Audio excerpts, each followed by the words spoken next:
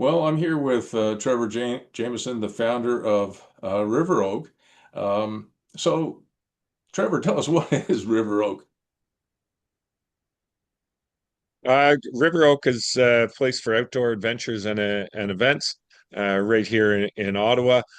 We started with a skating trail in the winter about 9 years ago, and we've developed into year-round adventures and outdoor events. Is it true that you're the one person in a cold weather city like Ottawa that prays for cold weather? To a certain degree, it doesn't need to be too cold. Nobody likes minus 25 and that sort of stuff, but Yeah. yes, we want a typical Canadian winter. All right. I'm going to share my screen and hopefully you can see this. So, what are we looking at here, Trevor? So this is a picture of one of our trails. Yeah. Um, you can see all the people skating along, nice and wide for lots of space for them and that. But yes, this is one of our more open trails. All right. And if people want to check out your website, they can go to RiverOak.ca. Yeah, that's it. Okay. And people often think entrepreneurs are a bit crazy. I'm an entrepreneur. You are. And I kind of get that. Why did you found River Oak?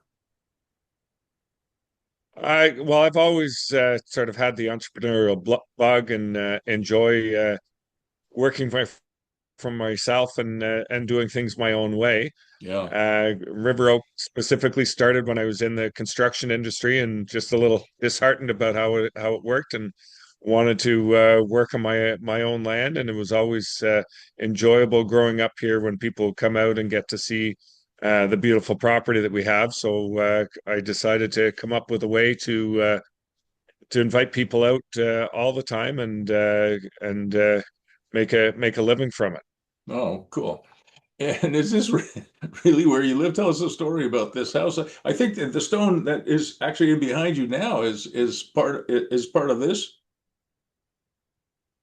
Yeah, so this is where I grew up. My parents bought this in the I believe it was early 80s. And what you're looking at there is what the house looked like when they decided that's where they wanted to live. Wow. And so a little bit crazy, but got rid of all the junk out of the house that had collapsed inside, and put a roof on it, all the rest of the stuff, and rebuilt the inside. And so the stone house was salvaged. That's an incredible story. I mean, when was this house built? Do you have any idea how far back it goes? So originally it would have been built around the 1850s. We Wow. don't have a specific date, but we kind of have on a census that it wasn't there, and 5 years later it was, Yeah. and it probably took them the better part of that time to get it built. And the house itself holds quite a bit of piece of history of the area. Incredible. And who's this kid pushing the snowblower? Yeah, so that would be me. I don't have the date in front of me, but probably about 5 or 6 years old, Wow.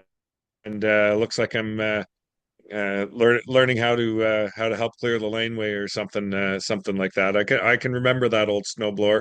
Thankfully, we've got some bigger and better equipment these days to clear the trails. Well, just to make you feel better, I blew my snowblower's engine on the weekend, so I got to get another one this week. So there. But have you always been a hands-on type person? Absolutely. I mean, I grew up here. We had some cattle.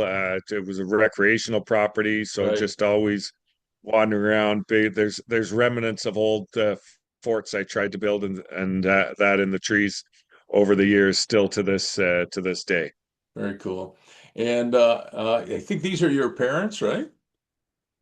Yeah, yeah. These are my parents, and we work very closely. They do a lot to help the things around here, especially when it's getting started. Dad would even Yeah. stay up in the middle of the night or wake up to come and check how things are going and help out where is needed. And Yeah. they're the next door neighbors too, so they're close by. Oh, wow. And so, even if you don't have a pair of skates, you can still enjoy River Oak. Uh, Absolutely. so, so you have wintertime activities. I know you have a couple of hockey rinks and you've got trails through the forest. What else can people do when they come to River Oak? Yeah, well, like you said, we've got the rinks, we've got the trails. We've the skating trails. We've also got snowshoe trails. We set up a number of bonfires along the way for people to sit and relax. We also Nice. rent out the rinks for hockey parties and corporate gatherings, things like that. We've get a lot of school groups coming through, enjoying all these activities. Beavers, Girl Guides, those sorts of things as well. Yeah, cool. Do you get any companies that come out here for team building? Absolutely, yeah. It's they do Christmas events out here, and then through the winter, either we get a number of real estate companies that host events for their clients, and other companies that host an event to get their bring their staff together. That's really nice. And I think you also have an apple orchard and you produce cider. Is that right? Yes, that's right. A lot of the trees that you see along the trails are apple trees. Hmm. We've got about 45 acres of orchard, and we make our own cider here on site called Wild Side, and we have both alcoholic and non-alcoholic versions, hot and Wow. cold, and it's something that we continue to develop over the years. That's really great. And will you be able to find a balance between, I know winter activities are really popular at River Oak, but what can you do in the summertime? This summertime, we get into a few different activities. We've been running canine obstacle course races Right. for a number of years now. We do kids camps. Um, we get into events and concerts and host birthday parties, all sorts of stuff like that. Just anything that where people want to be outside, moving around, keeping active in nature, that sort of thing. Yeah, it's a beautiful part of the world for sure. This is the last slide, Trevor, and thanks for doing this. Um, Being an entrepreneur, as I started when we started this, it can be very challenging. It can be very rewarding too. But if you had any advice for entrepreneurs, what would that be?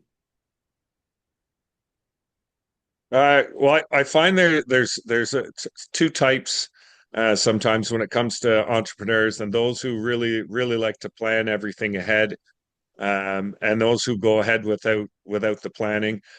Sadly, I tend to be in the latter of that group sometimes. Yeah, But I also know a number of people that are really they spend their whole life planning and thinking about it, and set the metrics of where they need to go kind of too high to ever achieve that, and it's always someday, someday, someday. So there yeah, needs to be a balance. You need to do enough planning, and then you just need to go for it. And but you have to be ready for what it takes. It's not for the faint of heart, as they say. It's not an easy thing to do. It takes a full devotion. You've really got to want it, because you will have to sacrifice a lot to do it, and it's not for everybody. But for those that it is for them, it's really worthwhile. yeah. I've taught, mentored, coached, whatever, thousands of entrepreneurs, and one of the common denominators I found is that they're very resourceful. They're willing to pivot. When things aren't working, they stop doing it and they do something different. And I really actually quite like what you said. There's an ancient expression. I don't know. I think it is a Chinese expression, but I'm not 100% sure. It goes something like this: walk and the way will appear. And if you think about Yep, that, that really sums up what you just said. Walk and the way will appear. And so rather than, spending a year or 2 years or even 5 years planning something, as soon as you put whatever product it is, it could be a tech product, it could be a tourism product like yours, I mean, it could be any kind of product or service. As soon as you put that into the marketplace, you realize there's a million things the market will teach you, your customers, your clients, your suppliers, your employees will teach you that you couldn't figure out by yourself just sitting in a room somewhere trying to plan things out. So I think there's a lot of truth in what you say.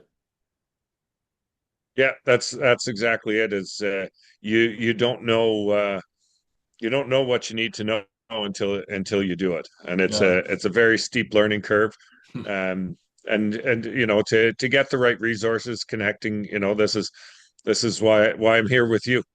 Connecting Yes. to the right people and Well, that's having a nice of you to say. community around you is very important. Right. And so if people want to get in touch, what should they do?